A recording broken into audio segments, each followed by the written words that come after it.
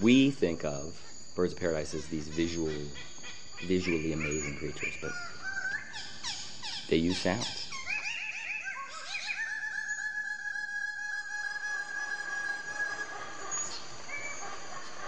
It's a jungle out there. When most people think of birds of paradise or look at pictures of them or video, they're not thinking about them as being interesting acoustically.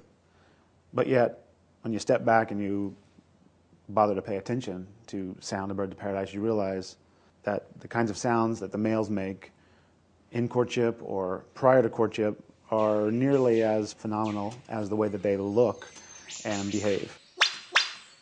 And this usually is something that begins as a long-distance way of attracting females to the display site. So males have a vocalization. I always think of it as their primary vocalization or their main territorial vocalization or their main advertisement vocalization.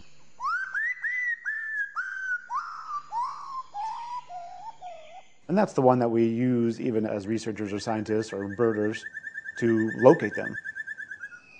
It's the most conspicuous thing that they do, and that's by design. That's how the females find them as well. Then in the process of courtship display, there's a whole range of other sounds that are also given, but they're much less conspicuous, much less commonly heard by us. Sometimes these are the same sounds, but much more commonly they're not. They're a totally different set. Just like all 39 species look distinct, they do all sound distinct.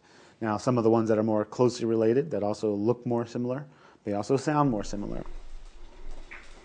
But when you find two species that look extremely different, like a lot of birds of paradise do from one another, they actually sound as extremely different as they look.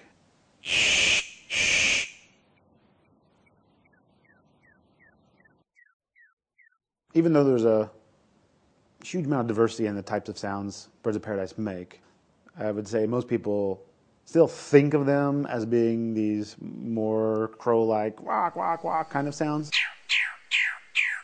And no doubt, a lot of species do make a plain, not that interesting sounding, kind of crow-like squawk. Parodias do that, a handful of other things do that.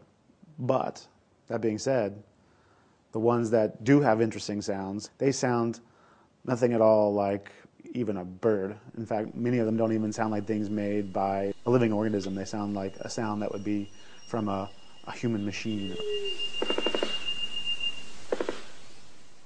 Several examples come to my mind as being the classic or the best examples of those extreme sounds in birds of paradise. The brown sicklebill in particular makes this very non-bird-like machine gun sound.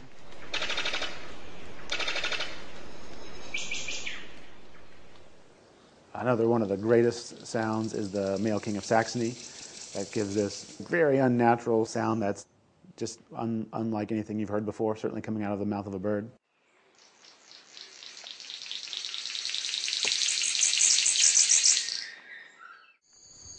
Then there are a number of species that are kind of reminiscent of a bird-like sound. Some of these would be the curl-crested manicode, which in my mind also sounds a little bit like a UFO landing. And then things like the magnificent riflebird, which has a nice musical quality to it. Even though it's called the riflebird, it doesn't sound like a gun. A handful of species have very conspicuous non-vocal sounds that they make, usually in the context of close proximity display to a female. The best examples of that are the riflebirds, all three species. And they lift up their wings and they're moving them back and forth, and the males are usually hiding their head behind their wing.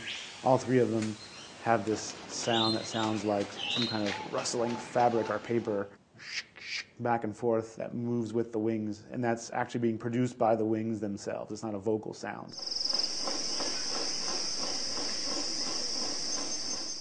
The superb bird of paradise is another really great example where during the main display there's this snapping sound.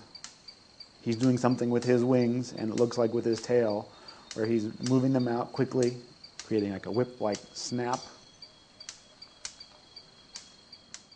I think the thing that I find the most intriguing or interesting about sounds in Birds of Paradise is that for literally centuries, people have been so focused on the way that they look, and that's obviously for good reason, right? They're pretty awesome, pretty extraordinary.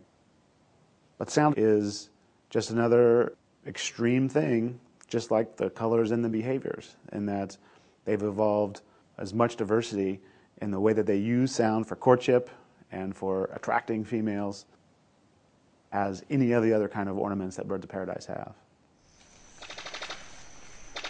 And that's what really makes sound special in Birds of Paradise.